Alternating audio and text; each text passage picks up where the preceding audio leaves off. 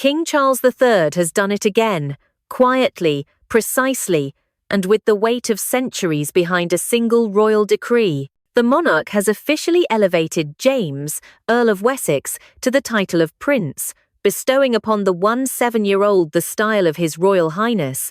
But beneath this seemingly routine announcement lies a question that cuts to the core of Britain's monarchy. Is this a symbolic nod to tradition, or a strategic move to secure the future of William and Catherine's reign? In an age when the British crown faces relentless scrutiny, Charles's decision lands like a chess move played in silence. No balcony waves, no televised proclamation, just a line in the court circular that rippled through royal circles like an electric current. It is, as one palace insider put it, a quiet thunderclap. The context is crucial. The House of Windsor stands at a crossroads. Charles's health under constant observation, Catherine recovering from treatment, Princess Anne stretching herself to exhaustion, Prince Andrew sidelined, and the Sussexes out of orbit. The active roster of working royals has never been thinner, and the institution, for all its gilded splendor, is running out of hands to wave. Enter James, the monarch's youngest grandson, long invisible, now unexpectedly indispensable. Born into royalty but raised in deliberate obscurity, he was the Windsor ghost child, educated outside the royal bubble, unseen at major events, known more for sailing regattas than social headlines. His parents, Edward and Sophie, had vowed to give him a normal childhood, refusing his HRH title at birth. That vow has now been quietly overturned by his uncle, the king. According to sources close to Buckingham Palace, the move was months in the making, shaped through private discussions with Princess Anne and the Duke of Edinburgh. A senior courtier describes the decision as less sentiment, more survival. The monarchy, in their view, needs youthful credibility, a fresh, untainted face who can carry out duties without courting drama. James fits that mold perfectly. Diligent, discreet, scandal-free. He represents the version of monarchy Charles has long envisioned, a modernized, modest institution, grounded not in glamour but in service. The king understands optics, says historian Dr. Lorna Fielding. By elevating James, he injects new life into the royal machine without threatening the line of succession. It's renewal without rebellion. The legal foundation is equally deliberate. The 1917 letters patent allow the sovereign to grant princely titles to grandchildren of a monarch, but Charles's timing is what stirs intrigue. James turns 18 inches December, a moment when he could, by custom, choose to assume the title himself. By stepping in early, the king sends a message. This is not about privilege reclaimed, but duty assigned. Palace sources describe it as a bridge to the future, a way to fortify William and Catherine's looming reign with quiet reinforcements. As one royal aide explained, James's title allows him to serve, not to shine. It's about strengthening the Walls's foundation, not adding competition. Indeed, the Windsors' internal dynamics have shifted dramatically since Elizabeth II's death. William and Catherine are expected to embody the next chapter, a leaner, cleaner, more relatable monarchy. But their reach is finite. With 3 young children, limited senior support, and rising global expectations, the couple cannot sustain the institution alone. Charles's solution: delegate, diversify, and distribute the weight. Anne's approval was key. Ever the pragmatist, she reportedly told Confidence, "The crown endures because it adapts." This move isn't expansion, it's equilibrium. Edward, more measured, echoed the sentiment publicly. It's about service without spotlight. For James, this elevation changes everything and nothing. He remains 16th in line to the throne, with no shift in inheritance or privilege. But the subtle symbolism is enormous, a signal that the Windsor youth are no longer spectators. The king is quietly drafting the next generation into service. As one royal commentator phrased it, this is not a coronation, It's a recruitment. The understated announcement also contrasts sharply with past excesses, a deliberate antidote to the turbulence that followed the Sussex saga. By granting James a role defined by discretion, Charles restores a balance that the modern monarchy desperately needs: relevance without rivalry. Yet, even as this new Prince of Wessex steps into history, uncertainty lingers. Can a teenager, raised deliberately outside the royal spotlight, carry the weight of continuity on his shoulders? Will this calculated revival breathe life into the institution, or simply delay a reckoning long foretold? The monarchy has never thrived on noise. It survives on endurance, on reinvention whispered rather than declared. And in that silence, James's new title speaks volumes. Is King Charles's quiet elevation of his youngest grandson a masterstroke of foresight, or the first move in a desperate endgame for the House of Windsor?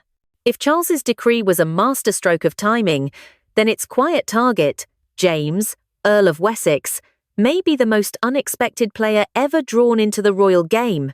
Until now, James has existed in the footnotes of the Windsor Chronicle. A polite boy glimpsed at Easter services, a tall silhouette at his grandmother's funeral, the kind of royal whose name elicits polite confusion. Edward's son, isn't he? And yet, this is the young man the king has chosen to carry a fragment of the crown's future. Raised deliberately out of sight, James grew up in the long shadow of Bagshot Park, the sprawling estate that served as both home and refuge for the Edinburgh family. His parents, Prince Edward and Sophie, Duchess of Edinburgh, were determined that their children would live first, serve later. When they married in 1999, they made a quiet pact: no HRH titles, no press choreography, no royal bubble. It was a rare experiment in royal minimalism, and, for years, it worked. At school, James was simply James Windsor, a student of history and geography with a fondness for the outdoors. Teachers described him as steady, grounded, curious, the kind of pupil who vanished into the background by choice. While his cousins were trailed by photographers, James rode his bike to class unnoticed, went sailing on the Solent, and joined scouts trips where no one cared about bloodlines. He was the invisible Windsor, one royal aide later said, the ghost child of a gilded dynasty. But ghosts have a way of returning when the lights dim. As the royal household shrank under Charles's slimmed-down vision, the quiet airs began to matter again. With Harry and Meghan gone, Andrew disgraced, and Anne increasingly overburdened, the institution faced a simple arithmetic problem: too many engagements, too few royals. Behind the palace facade of grandeur, there was fatigue, a monarchy running on tradition and caffeine. That's when conversations began to circle back to Bagshot. Anne, pragmatic as ever, saw it clearly. "We need reliable hands," she reportedly told a confidant. "Not fame, not fuss, just hands that do the work." Edward agreed. Sophie hesitated. But Charles, ever the strategist, had already seen the opening.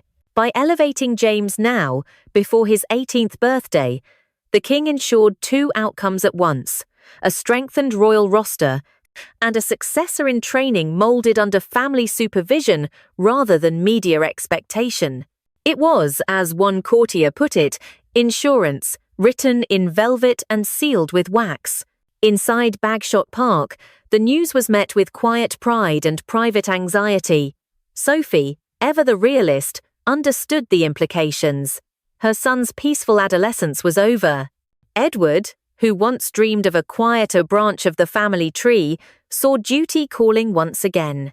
Friends say James accepted the change with the same calm that has long defined him. "If it helps, I'll do it," he told his father, a phrase that has since echoed through royal corridors like a prophecy of reluctant service. Observers have drawn a sharp contrast. Where his cousins George, Charlotte, and Louis symbolize destiny, James embodies discipline, a supporting pillar, not a central figure, yet essential for balance. Royal historian Dr. Fiona Kirkpatrick notes, "James represents a generational correction, The monarchy learned from its excesses, the spectacle, the scandals, and now seeks substance. He is that substance. And in that lies the irony. The very anonymity that protected him now defines his worth. For years, the Windsors struggled with visibility. Too much, too little, too late. James, untouched by the fever of fame, steps into public life as a blank canvas. No feuds, no fanfare, no Netflix deals. Just a name, a lineage, and a clean slate. The palace, weary of modern melodrama, finds comfort in that simplicity. One official confided to the Telegraph, "James doesn't need a brand. He just needs to show up." Still, even as he steps toward duty, the question lingers like mist over Windsor Great Park. Can a boy raised deliberately ordinary survive the extraordinary weight of royal expectation? He has been the silent observer of a family defined by its noise, the scandals, the schisms, the ceremonies. Now, he becomes part of the script. Every wave, every smile, every pause will be interpreted, compared, dissected. The invisible Windsor is about to become visible, not by choice, but by command. And in a monarchy built on visibility, can invisibility remain his greatest strength, or will it become his undoing? If the elevation of James, Earl of Wessex, seemed graceful on the surface, its design beneath is anything but accidental. This was not a sentimental indulgence from a doting grandfather. It was a calculation, executed with precision, sealed in discretion. For Charles III, every gesture carries historical gravity, and this one, palace insiders say, was timed down to the month, the mood, and even the family calendar.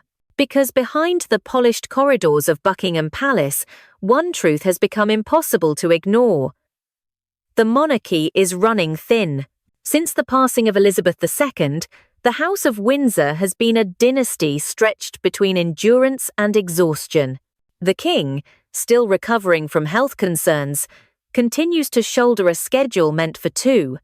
The Princess of Wales, convalescing from treatment, manages recovery under the world's gaze.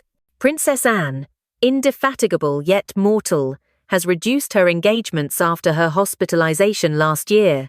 The numbers tell their own story. Too few senior royals for too many duties. And in an institution where presence is power, absence becomes peril. That, sources confirm, is what pushed Charles toward his decision. James's elevation was never merely symbolic, it was structural.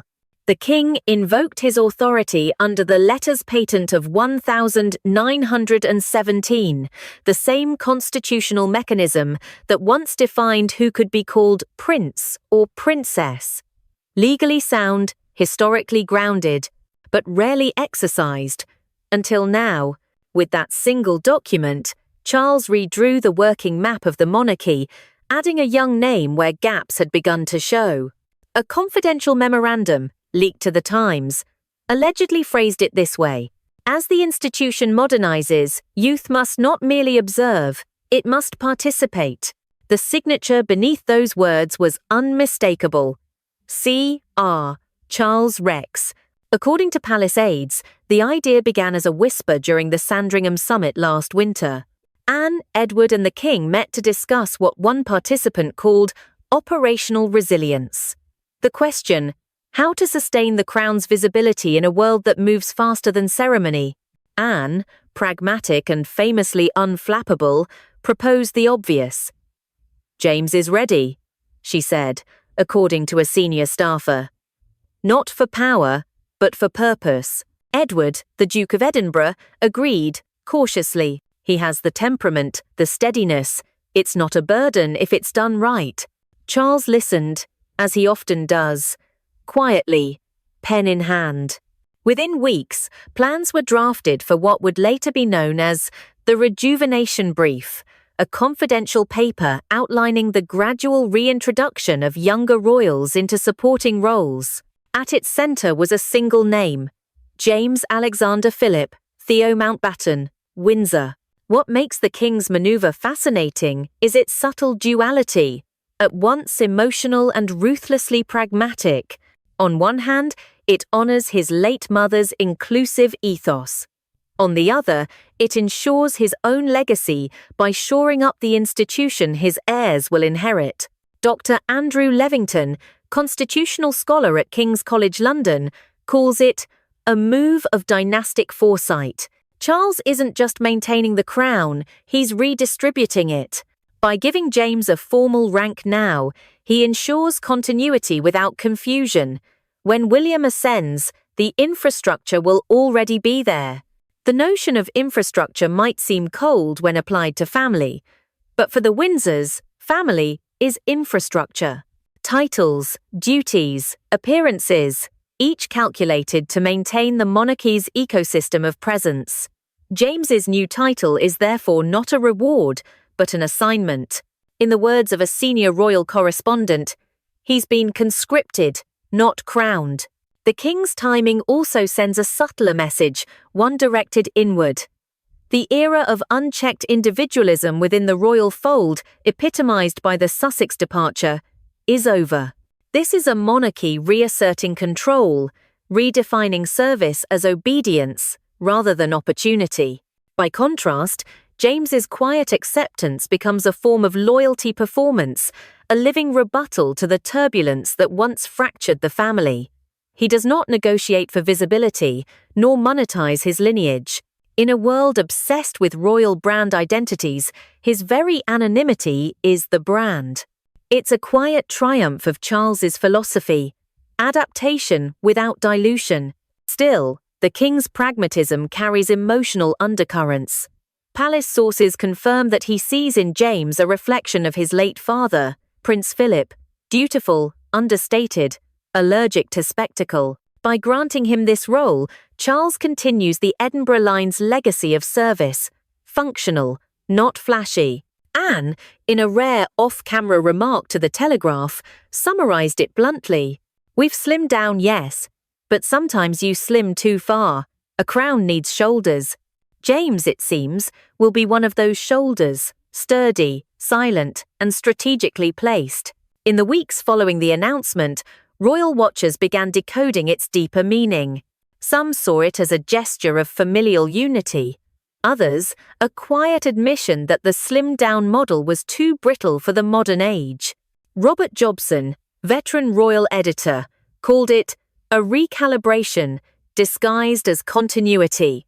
"It's the monarchy evolving under pressure," he explained. "Charles isn't building a bigger family, he's building a stronger machine. Yet the precision of the move also exposes its fragility. Every royal recalibration carries risk, too little change, and the institution ossifies, too much, and it fractures. The king's challenge is threading that impossible needle, preserving deference in a world that no longer bows. James's appointment, for now, steadies that balance. But the equilibrium is delicate. Even as the palace framed the elevation as routine, insiders admit that it marks the quiet beginning of a generational transfer of power, from father to son, from Charles to William. James, by extension, becomes the first soldier in that slow-motion handover.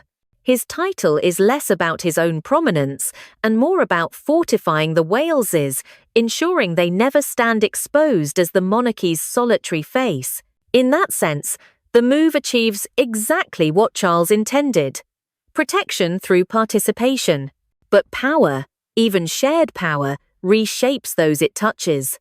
And as the crown quietly redistributes its weight, one question lingers in every whispered corridor of the palace. Is Charles's strategic expansion an act of preservation, or the first sign that the Windsor dynasty, too, is learning how to survive by surrendering control? It didn't happen in the throne room, nor under the golden ceilings of Buckingham Palace. The decision that reshaped the Windsor future was made somewhere quieter: a firelit sitting room at Balmoral, late winter, curtains drawn, voices low, the sound of rain against the glass, and a monarch listening more than he spoke. Those present later called it the Family Council, a private, unrecorded summit where duty and bloodline briefly found common purpose. Because beneath the polished surface of royal announcements, this was not just a decree, it was a negotiation between generations, between duty and love. Princess Anne was the first to speak, as she always is. Practical to the core, her words cut through ceremony like a blade through ribbon. "We're running lean," she reportedly said. "If we expect William and Catherine to carry this alone, we're setting them up to fail." There was no dissent. The numbers were unarguable. More than 3,000 annual engagements reduced to half, the media demanding visibility while public funds demanded restraint. Edward, sitting opposite, nodded slowly. He knew the burden. For decades, he had played the supporting son, loyal, low profile, perpetually in his mother's shadow. Sophie, at his side, added gently, "We've kept them sheltered for a reason, but times change. James can help, if guided well." Charles said little. He has always preferred to measure silence before it becomes speech. But when he finally spoke, his tone was unmistakable, decisive, tinged with fatigue. "The future won't wait for us to heal," he said. "We must prepare it while we still can." That was the moment, one insider later recalled, when the decision solidified. Outside that room, the world knew nothing. The palace's corridors buzzed with the usual quiet, the shuffle of papers, the faint echo of footsteps on marble. But within a week, private letters were dispatched, signatures arranged, and the paperwork for James's elevation quietly filed. The royal machine moved with the efficiency of old, smooth, disciplined, and utterly discreet. And yet, within that discretion, emotion lingered. Anne, whose no-nonsense exterior hides a fierce loyalty to family, reportedly offered one final remark before leaving the council. "Mother would have approved," she said simply. The sentence carried the weight of both approval and absolution. For Edward and Sophie, the aftermath was complex, pride mixed with apprehension.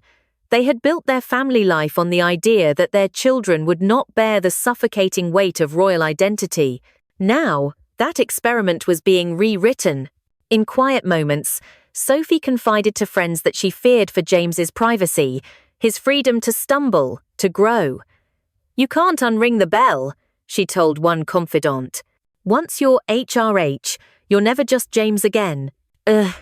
Still, both parents knew the stakes. The monarchy's survival depends on visibility, and visibility requires fresh faces. Edward, more introspective than his elder siblings, saw it as both sacrifice and service. "We've all paid the price," he said in a BBC interview months later. "But if this helps stabilize the future, it's worth the cost." That's how Windsor loyalty works, reluctant perhaps, but resolute. The wider palace saw the decision through the lens of logistics. Schedules were redrawn, ceremonial rotations adjusted. Advisors quietly discussed which causes might suit a young prince without overexposure. Education, the environment, youth development, the usual safe harbours for a royal novice. Yet behind those polite memos lay something deeper, a recognition that the crown's continuity now depends less on grandeur and more on cooperation. The Windsors used to orbit around a single sun, the sovereign, noted royal historian Martha Kemp. Now they function more like a constellation, where light is distributed, not centralized. James's inclusion, she argues, completes that constellation. Still, not everyone within the establishment was immediately at ease.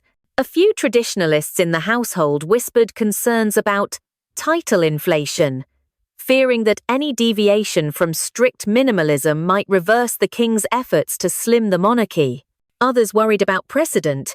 If James is elevated, would Lady Louise follow? The king, however, remained unmoved. His logic, as relayed by a senior aide, was simple. A monarchy that cannot replenish itself is a monarchy that expires. He had no intention of letting that happen on his watch. In retrospect, the family council at Balmoral may come to be seen as a turning point, not just in titles, but in tone. A rare moment when the Windsors behaved less like an institution and more like a family. It was Anne's pragmatism, Edward's quiet devotion, Sophie's maternal caution, and Charles's strategic patience converging into a single act of reform, one that balanced sentiment with survival.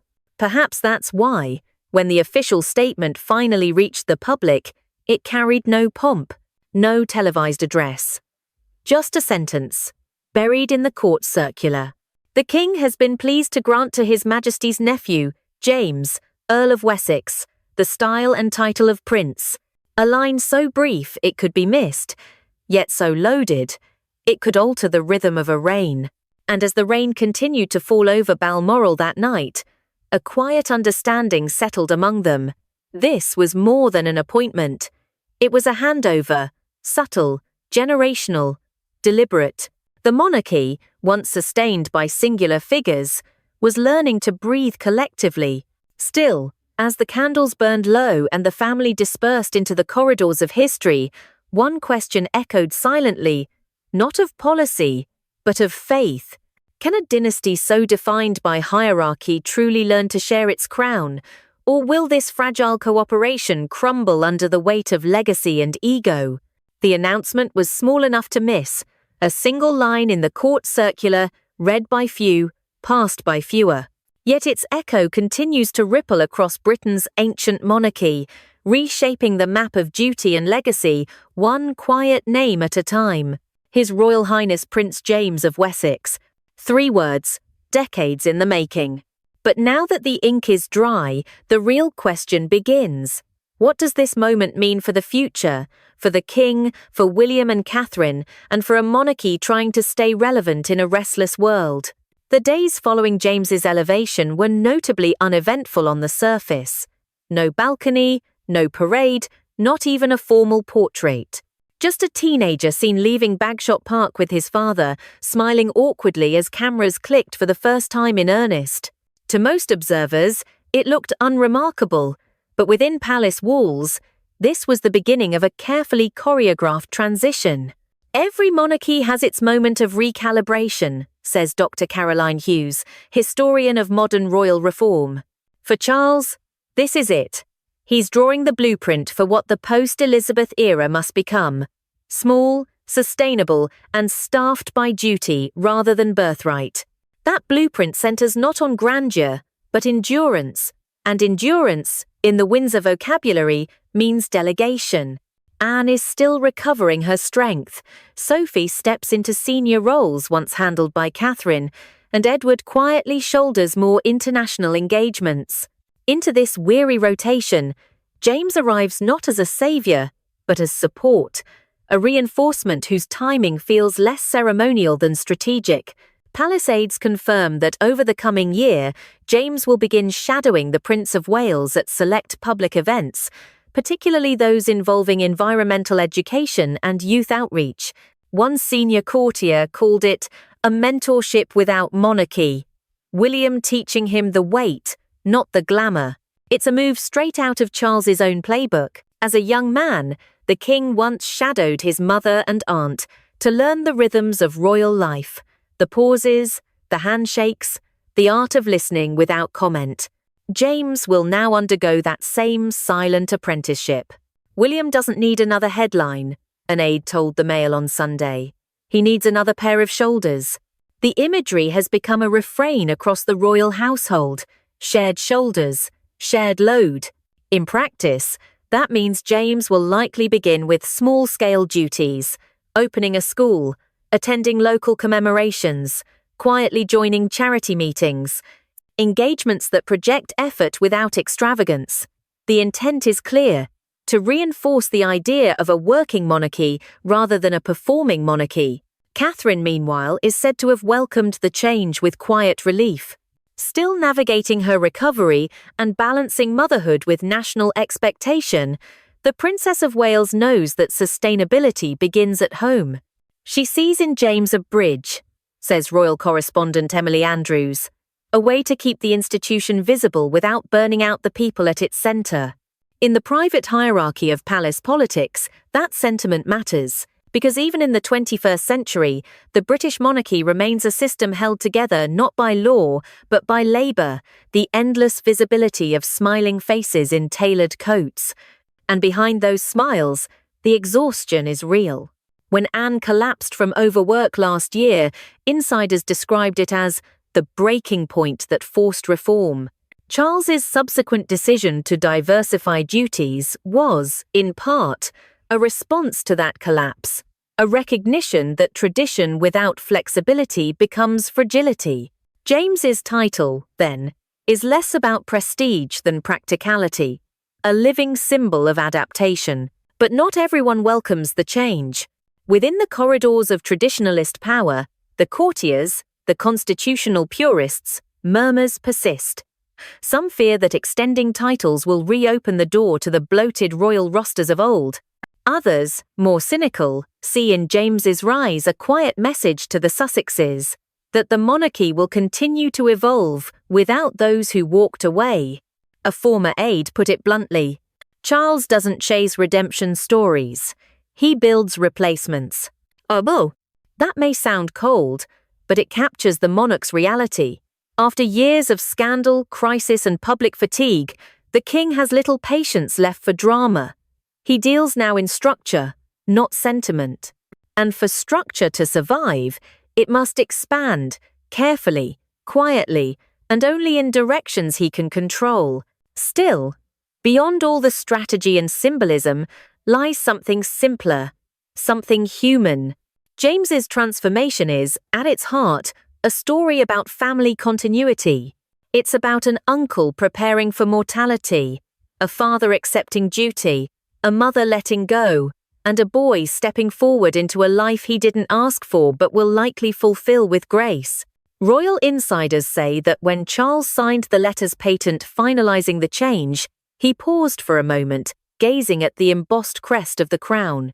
The future, he murmured, must always arrive before we are ready for it. Those words, more than any press release, capture the quiet truth of this moment. The British monarchy has survived wars, divorces, scandals, and centuries of shifting public sentiment. But survival has always come at a price, reinvention disguised as continuity. James's new title is not the resurrection of old grandeur, it's the modernization of duty itself. Observers often forget that monarchy is not merely pageantry, it is theatre with consequences. Every title carries both symbolism and strategy. In granting this one, Charles has extended the stage just far enough for his successors to breathe. When William and Catherine ascend, and that day now feels closer than ever, they will inherit not an empty palace, but a functioning ensemble. Anne, Edward, Sophie, and now James, each a cog in the crown's new rhythm, each proof that adaptation can coexist with dignity. The old monarchy reigned through spectacle, the new one survives through subtlety. And in that subtlety, James Wessex becomes both symbol and solution. A prince not of privilege, but of participation. As for the young man himself, those close to him say little has changed. He still walks the grounds of Bagshot Park, still sails on the Solent, still vanishes easily into the crowds when he can, but the world around him has changed, and soon, the weight of visibility will follow. He's his father's son, Sophie once said. He'll do it quietly, because that's how we survive. Perhaps that is the new royal ethos, quiet endurance, unspoken service. The Windsor way, redefined for an age that no longer kneels but still watches. And so the circle closes. A king planning for legacy, a family redistributing its burden, and a young prince stepping into tomorrow with the calm of someone who understands both privilege and purpose. Because monarchy, at its core, has always been about balance between power and restraint, spectacle and silence, blood and duty. James stands at that balance point now, the living embodiment of a future that no longer roars, but endures. In the end, perhaps that's Charles's true genius, not in grand reforms, but in quiet recalibrations that keep the crown breathing one generation longer. So when we speak of the new prince, we're not really talking about James at all. We're talking about a monarchy learning, once again, how to adapt without surrendering the mystique that keeps it alive. And in that delicate balance between tradition and tomorrow lies the question Britain cannot yet answer. Can a monarchy built on silence still command devotion in a world that demands noise? Thank you for reading this special report on the new prince, King Charles's silent gambit. If you believe history is never just about the past, but the pulse of power in motion, stay tuned. Subscribe, watch closely, and remember, in Windsor, every whisper writes the next chapter.